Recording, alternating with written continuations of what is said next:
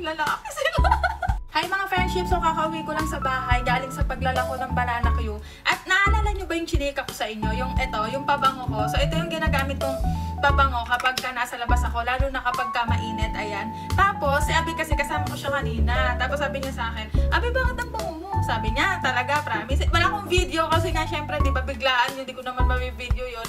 Tapos sabi ko, gusto mo rin ba? Pero naka-order na talaga ako. Pero tinanong ko siya, sabi ko, gusto mo rin ba? Sabi niya, oo daw, gusto rin daw niya.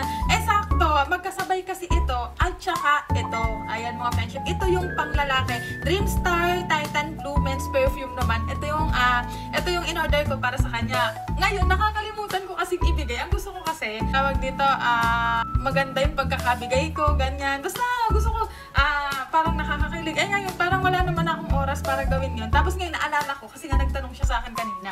So, eto mga friendship, ito yung napili kong amoy. Hindi ako nagkamali kasi sabi ko, color blue. Parang feeling ko gusto ko yung amoy niya is para siyang boss, para siyang may mataas na katungkulan. Be, ito talagang amoy na to, grabe. Para siyang may-ari ng ano nito, may-ari ng mga mall, ng mga contractor, ganun.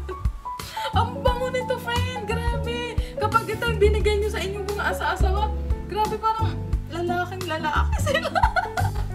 Kung ito, amoy baby, amoy perfume na pang babae talaga, itong color pink na feeling mo babaeng babae, ito talaga, lalaking lalaki, friendship. Hindi ko lang alam kung hindi nyo talaga sila.